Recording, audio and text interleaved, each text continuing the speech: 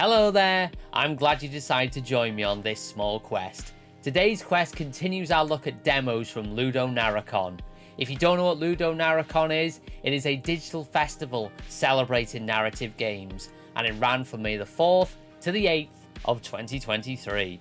And today's game, we really haven't got long to wait for the full release, as it releases on June the 8th of 2023. So this demo came at just the right time to just get those last few people who hadn't wishlisted on Steam or added it to their wish list on like the Nintendo Switch or the Xbox and things like that. And it gave people another good chance to find out more about this game. So let's discuss it today.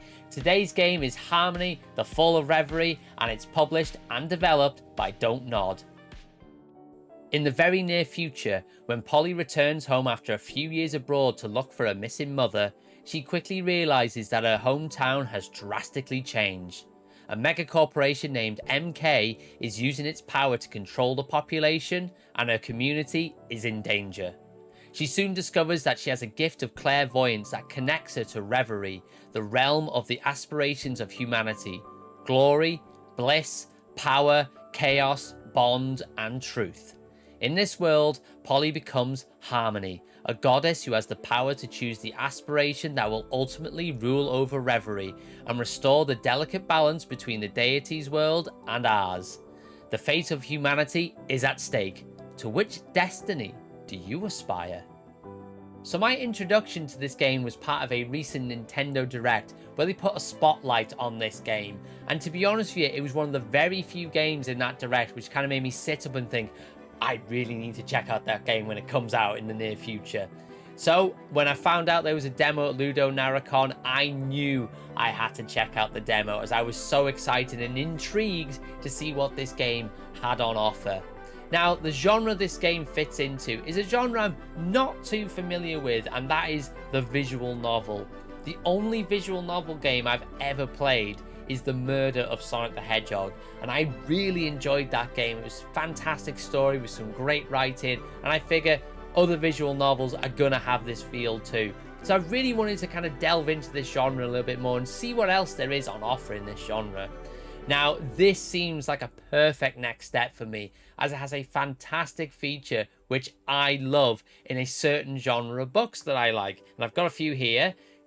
I love me some choose your own adventure books because they give you so much a chance to they're kind of like a game. You can do a lot of rereads and replayability in these, and they're just fun because you don't know kind of where the story's going to take you, and you can take one path and then you'll think, oh no, that's the wrong path, but somehow you got to find your way out of it. And I love that about choose your own adventure books. And Harmony, the Fall of Reverie is a choose your own adventure visual novel game. So yeah, it was perfect for me because, like I said, I love choose your own adventure books. So while you're playing through the game and you're talking to various characters and things like that, because you have the power of clairvoyance, you can see the future to a degree, and you can kind of see the different branching paths that are going to be available to you later on in the game, or later on in the chapter that you're playing through, or the act that you're playing through. There's chapters and there's acts, and yeah, you'll understand what I mean if you get the chance to play the demo yourself. But while you're playing through it, you can kind of see a timeline of events that will happen by your choice, or that won't happen. Because when you make a decision in this game, it really matters, as once you make that decision, you can't go back and you can't choose anything else that was available to you at that time. So say there's two options available to you. When you pick one, that other one disappears. And again, tying back to the choose your own adventure books, this adds a massive amount of replayability to the game, as you could play it a second time, maybe a third or a fourth time, and you could have a completely different experience. So that's very, very cool, as you will have multiple playthroughs with very different experiences. And that is great for a game like this. It adds so much value to the game. And like I said, I love choose your own adventure books, and this was perfect, as it really gave me those vibes without having to turn pages and things like that. As I'd look at the choices, I'd mull it over. You'd really have to think sometimes about what choice you're going to make, and then you would make that choice. it's just fun just to try the different paths and things like that. So, I mean, at one point I was going down one particular path and I thought, no, I'm going to veer off a little bit and go this way. So it is really interesting. It's interesting to watch your path kind of build up and things like that. But yeah, it was so fun to play through. And like I said, I love Choose Your Own Adventure books. So the type of style of gameplay that it had really worked well with me. The characters and the story really engage you quite quickly, to be honest.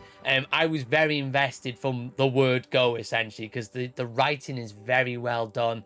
The dialogue is very snappy, and there's a lot of various characters that you can meet with various kind of personalities. So there's plenty of people for you to talk to, and there's plenty of people for you to kind of delve into and kind of get a feel of their motivations and things like that.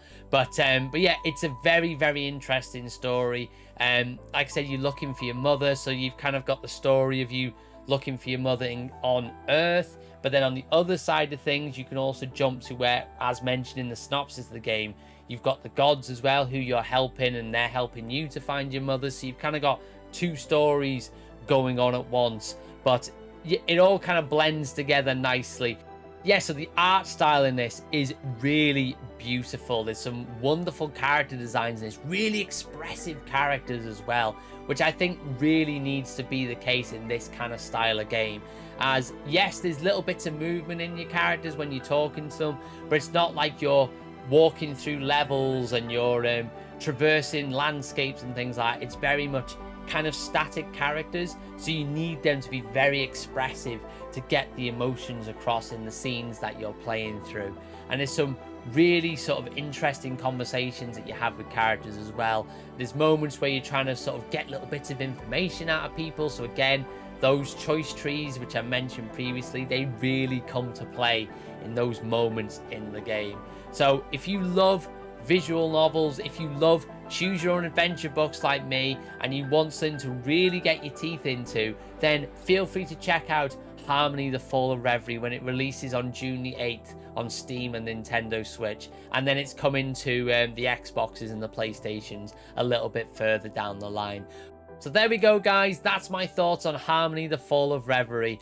And apologies if this was a little bit rambly, but I'm trying to make these videos about LudoNarraCon non-scripted, so you can get my raw kind of feelings and emotions about the games and demos that I'm playing as part of this festival. So if you like this video, then show me your thumbs by giving the video a thumbs up. And if you're inclined to, feel free to press the subscribe and notification bell so you'll know when a new video goes live or when I'm live streaming on the channel. If you checked out the game demo yourself, then feel free to let me know in the comments. However, if you didn't get the chance to check out the demo and you're waiting for June the 8th when it releases, then feel free to let me know in the comments too.